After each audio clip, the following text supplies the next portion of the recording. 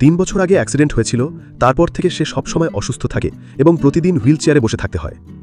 তখন হায়াগো বলে, তুমি একজন প্যারালাইজ ছেলেকে বেছে নিলে কেন? আমি এই পরিবারের হেড, আর আমারই হওয়া উচিত নতুন হেড। তখনই তার বাবা তাকে থামিয়ে দেয়। এরপর সৎমা কিছু বলতে যান, তখন মিস্টার হুভুমি তাকেও থামিয়ে দিয়ে ইউনাকে উদ্দেশ্য করে বলেন, আপনি একজন অমর মানুষ, আপনি যা বলবেন আমি তাই মেনে নেব।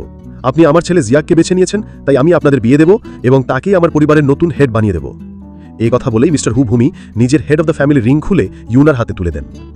এই দৃশ্য দেখে জিয়াগের আঙ্কেল প্রচণ্ড রেগে যান। তিনি চিৎকার করে বলেন, আমি এত বছর ধরে এই বাড়িতে দাসের মতো থেকেছি শুধু এই আশায় যে একদিন পরিবারের হেড আমি হব, আর আজ এই মেয়ের কথায় একটা অক্ষম ছেলেকে হেড বানিয়ে দিলে।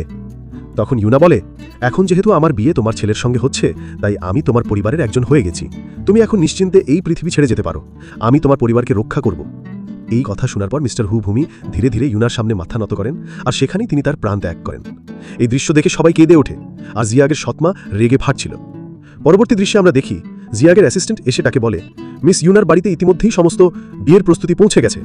জিয়াগ তখন চিন্তায় পড়ে যায়।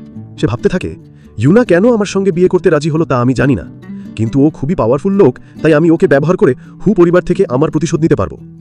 এরপর সে তার অ্যাসিস্ট্যান্টকে নির্দেশ দেয়, এখান থেকে সবচেয়ে দামি যে ফ্লাইট ইউনার কাছে যায় সেই ফ্লাইটেই আমরা সেখানে যাব।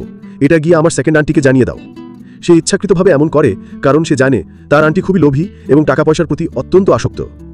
সে ভাবে যখন সে এটা জানবে তখন সে নিশ্চয়ই ঝামেলা করতে চলে আসবে।